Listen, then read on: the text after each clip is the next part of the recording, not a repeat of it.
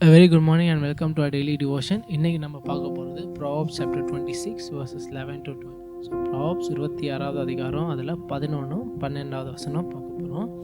So இதில் சாலமன் வந்து very சிம்பிளாக என்ன சொல்கிறாருன்னா ஒரு கம்பேரிசன் பண்ணுறாரு. என்ன கம்பேரிசன் பண்ணுறாருன்னா ஒரு முட்டாளுக்கும் ஒரு நீதிமானுக்கும் ஒரு பரிசுத்தவானுக்கும் ஒரு கம்பேரிசன் பண்ணுறாரு. என்ன சொல்கிறாரு, ஒரு முட்டாள் என்ன பண்ணுவான், பண்ண தப்பே திரும்பி பண்ணிக்கிட்டே இருப்பான். ஆனால் ஒரு நீதிமான் என்ன பண்ணுவான், இல்லை பரிசுத்தவான் என்ன பண்ணுவான் he will change his ways. ஆனால் இவர் என்ன சொல்கிறார், ஃபஸ்ட்டு முட்டாளை பற்றி தான் ஃபோக்கஸ் பண்ணுறாரு. இங்கே முட்டாள் என்ன பண்ணுவான், தப்பு பண்ணிக்கிட்டே இருப்பான்.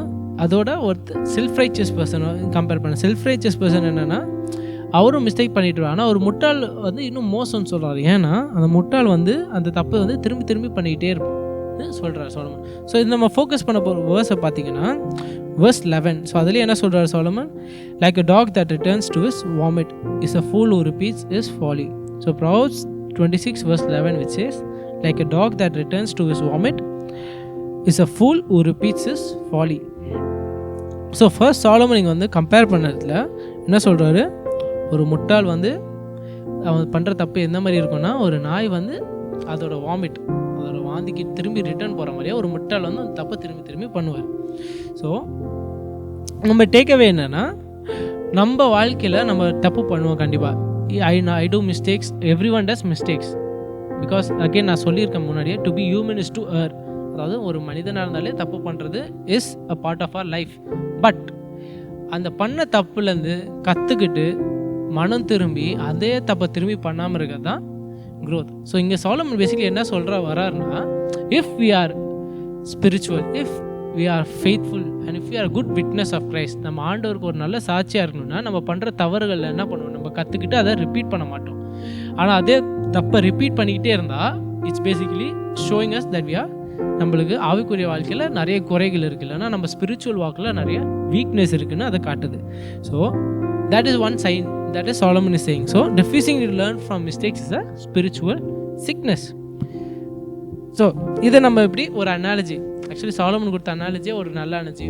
So dog returning to his vomit, ஒரு நாய் வந்து வாந்தி எடுத்தால் திரும்பி அந்த வாந்திக்கே போய் என்ன பண்ணும், சாப்பிடும். ஸோ அதே மாதிரி ஓகே, ஒரு நல்ல அனாலஜி என்னென்னா இந்த மாதிரி எடுத்துக்கோங்க. இப்போ சின்ன ஒரு இது நீங்களும் கேள்விப்பட்டுங்க, என்ன சொல்லுவாங்கன்னா, ஒரு குழந்தை என்ன பண்ணும், சூடு இருக்குன்னு தொட்டுட்டா, இல்லைன்னா நெருப்புனா சூடுன்னு நம்ம சொன்னால் அதுக்கு தெரியாது. ஆனால் அது என்ன பண்ணும், அதே போய் கை வச்சு சூடு, அந்த ஃபயரில் வந்து ஐயோ சூடுன்னு பார்த்தா தென் என்ன பண்ணும், அது இன்னொரு வாட்டி வந்து அந்த குழந்தை அதில் கை வைக்காது. So that is how baby will learn from its mistake. ஒரு குழந்தை அதை பண்ணுற தப்புலேருந்து அதான் பண்ணும். ஆனால் இங்கே சாலமன் என்ன சொல்கிறாருன்னா, ஒரு முட்டாள் என்ன பண்ணுவான்னா, இந்த இடத்துல ஒரு முட்டாளாக இருந்தால் என்ன பண்ணுவான், நெருப்பில் கை வச்சுட்டு என்ன பண்ணுவான், நெருப்பு மேலே பழி போடுவான். நெருப்பு சூடாக இருந்ததுனால தான் என் கை சுட்டுச்சு, இல்லைன்னா என் கை சுட்டிருக்காது, நான் எங்கள் கை வச்சது தப்பு இல்லை, ஆனால் அந்த நெருப்பு சூடாக இருந்ததுனால தான் என் கை சுட்டுச்சு.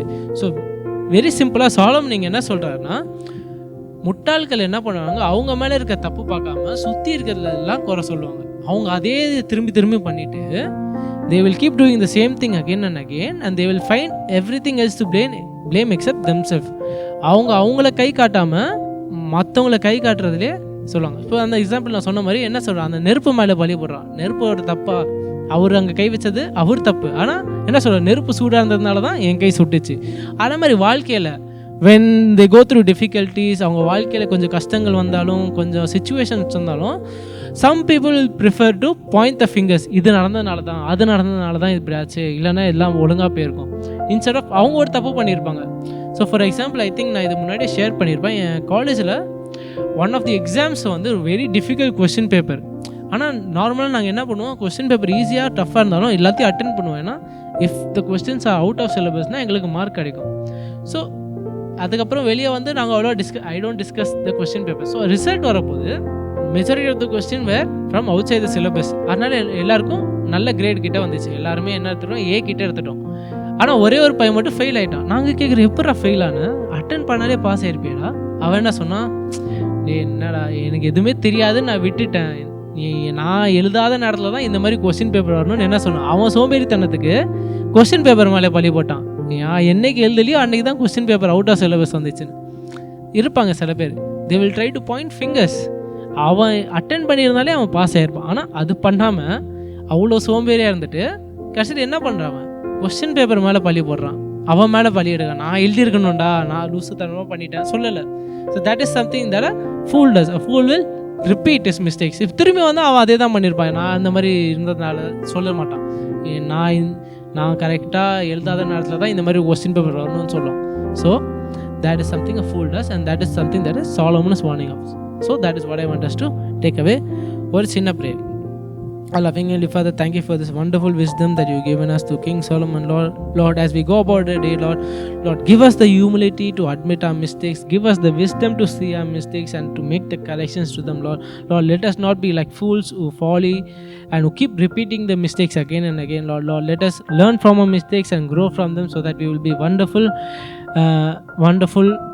shining lights of your own glory in our lives and wonderful shining witnesses of you, Lord. All of this in Christ's name I pray. Amen.